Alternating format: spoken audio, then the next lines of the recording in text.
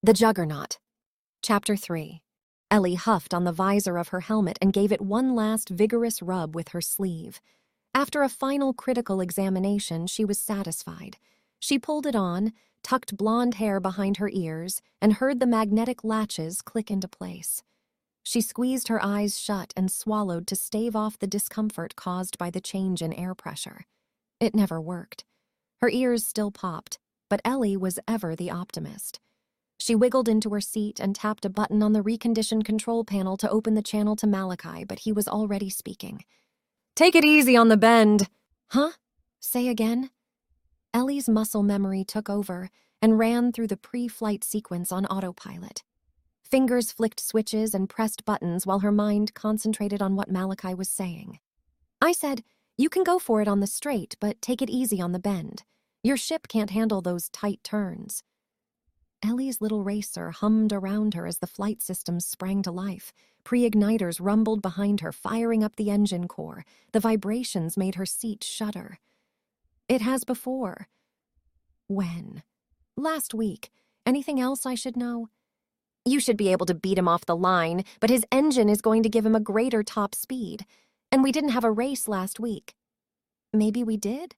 "We did not, Ellie. You know you shouldn't race without me." "Oh, Malachi, you sound just like your dad when you worry." Ellie felt a change in the vibrations rumbling through her seat, and the pitch of the engine whine increased. The pre-ignition sequence was over. She entered the next command without looking.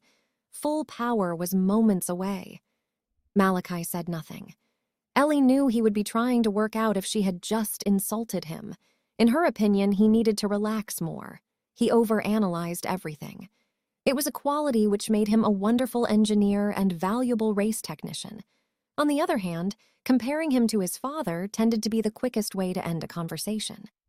The computer chirped once to tell Ellie the ship was ready to launch. It was her favorite sound.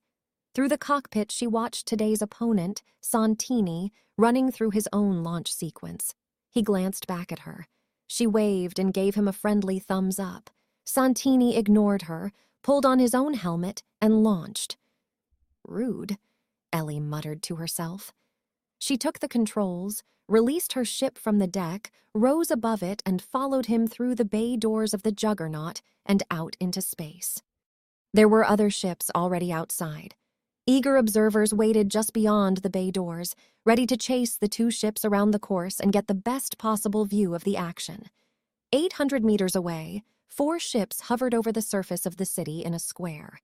They hovered perpendicular to the Juggernaut's hull and marked the start and finish line of the race.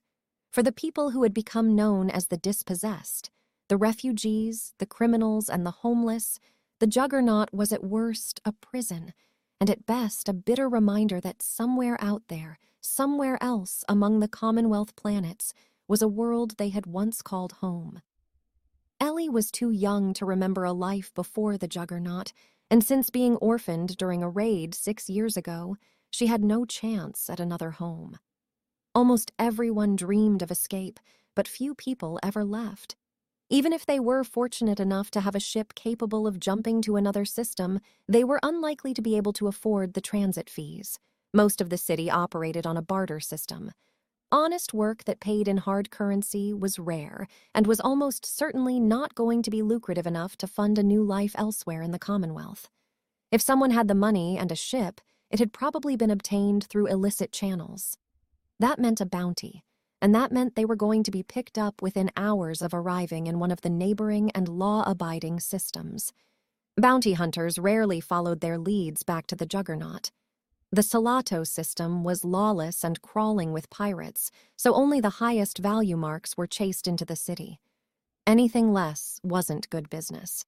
And if they were that rare citizen with honest credit and the means to travel, then something else was keeping them here. Something so terrible that it made life on the Juggernaut, far from the civilized worlds of the Commonwealth, their best option. But none of these applied to Ellie. She had committed no crime. She simply had no desire to leave. The city was home. It was also her playground. If you dared to enter and could salvage, repair, or build something space-worthy, you could race. Like anything dangerous, the youth had quickly made it their own. The teenagers of the disparate Juggernaut communities had organized themselves well enough to hold races whenever and wherever they liked. With almost 1 million people on board, there was always someone, somewhere, ready to race. The ever-changing surface of the Juggernaut made for an unpredictable course, and the lack of any effective authority within the city or the star system meant that there was no one to stop them. Racing was almost a rite of passage in some communities, but one truth of life aboard the Juggernaut was universal. There was nowhere else to go. No matter how fast you went, you couldn't escape the city.